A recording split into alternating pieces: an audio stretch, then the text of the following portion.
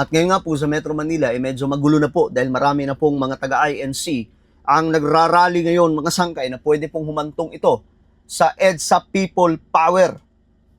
Ngayon, tingnan po natin mga sangkay kasi nagbitaw na rin po ng mensahe itong si Senator Rodante Marcoleta. Alright? Anyway, bago tayo mag-umpisa, sa mga hindi pa po dyan nakakapag-subscribe sa ating YouTube channel, makikita nyo po yung subscribe button sa baba ng video na to. I-click nyo lamang po yung subscribe, i-click ang bell, at i-click nyo po yung all. Sa mga nanonood po sa Facebook, i-follow nyo po yung ating Facebook page. Okay guys, so, ito nga po yung balita, no? Ayon po dito sa report, Ombudsman Jesus Crispin Remulla, ayan po, stated that his office will formally charge Senator Rodante Marcoleta with plunder this week. Plunder. Sabi niya dito mga sangkay sa Senator Marcoleta, definitely for resolution na. We're about to file already. So ngayon, ang tanong, itutuloy pa ba nila? Ngayong nagkakagulo na sa EDSA. Alam po natin kung gaano kadelikado mga sangkay itong mga taga-INC. Kapag lumabas ang mga yan, sobrang dami niyan, baka ipahamak po nila ang ating presidente, si PBBM, sa ginagawa po nila Remulla.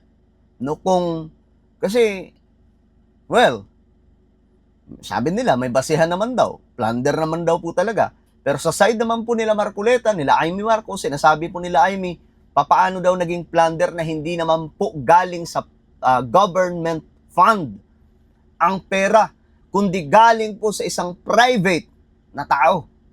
Yun yung, actually, tanong ko din yan mga sangkay, no? So ngayon, medyo nagkakagulo na daw po doon.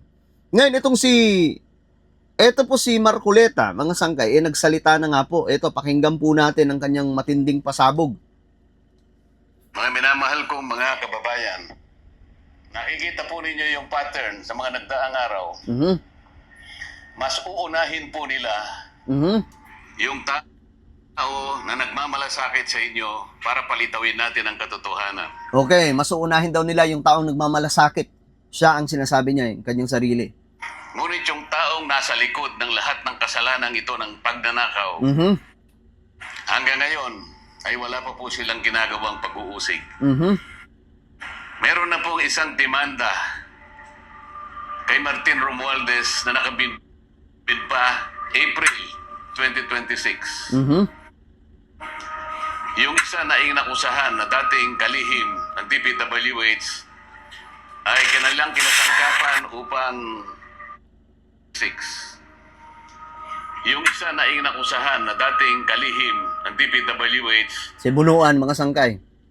ay kanilang kinasangkapan upang siya din ay maging state witness. At siya yata ang gumawa ng paraan para ma-discharge siya sa kanyang naunang asunto. So makikita po ninyo, wala na po tayong kakampi. Ang kasalanan ko lamang po yung paglingkuran kayo kung kasalanan pong matatawag yan. Na humarap sa kanila ng buong tapang para sa ganon ay malaman ninyo ang totoo. Malaman ninyo kung sino ang nagkasala sapagkat gusto nating papanagutin lahat ng mga taong ito. Ngunit kapag ako'y kanilang inaresto, hindi na po matutuloy yan.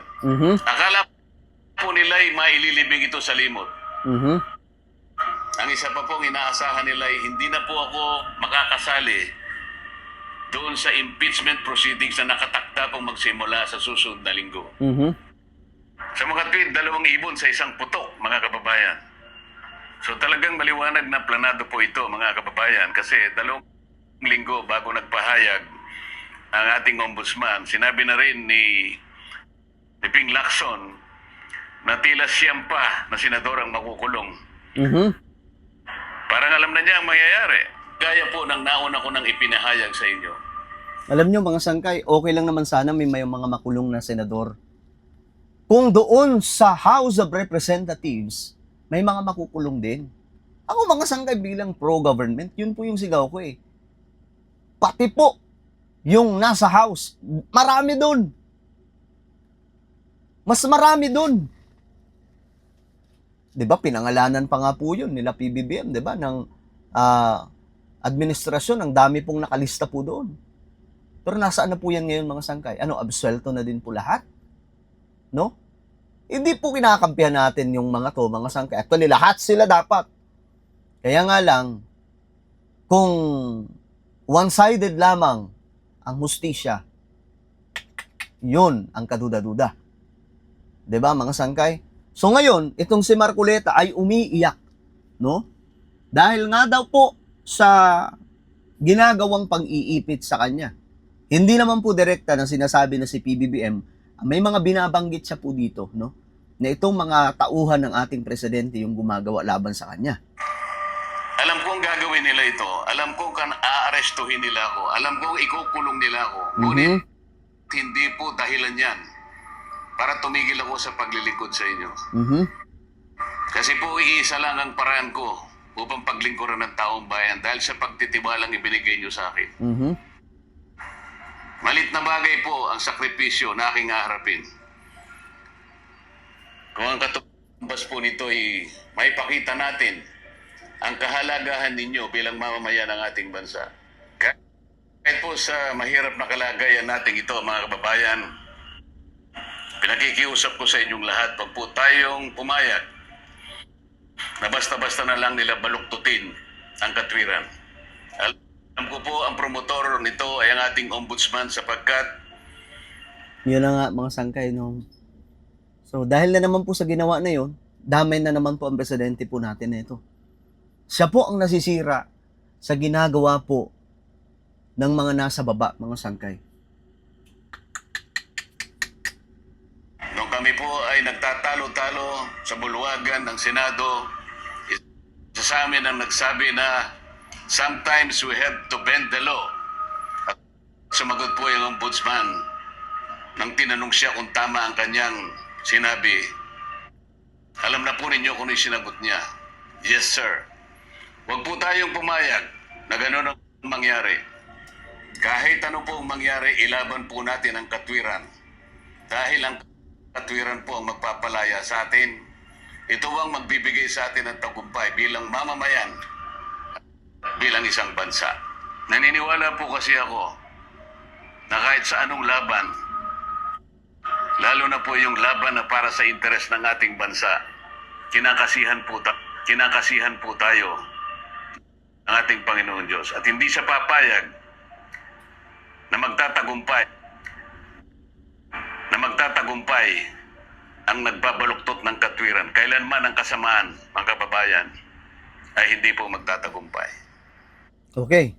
So yan po mga sangkay yung pasabog ni Marcoleta, no? Nagsalita na nga po siya at any moment pwede po siyang damputin. Kaya nga lang mga sangkay, ano ang gagawin ng INC ngayon? Eto po mga sangkay, nagkakagulo na po sa Metro Manila. Ayan po, ang daming mga sasakyan ngayon na nakapaligid po, mga INC.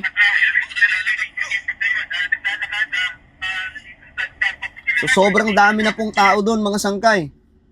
So ang tanong doon, ano na ang magiging kaganapan? Ayan po, ang daming tao mga sangkay.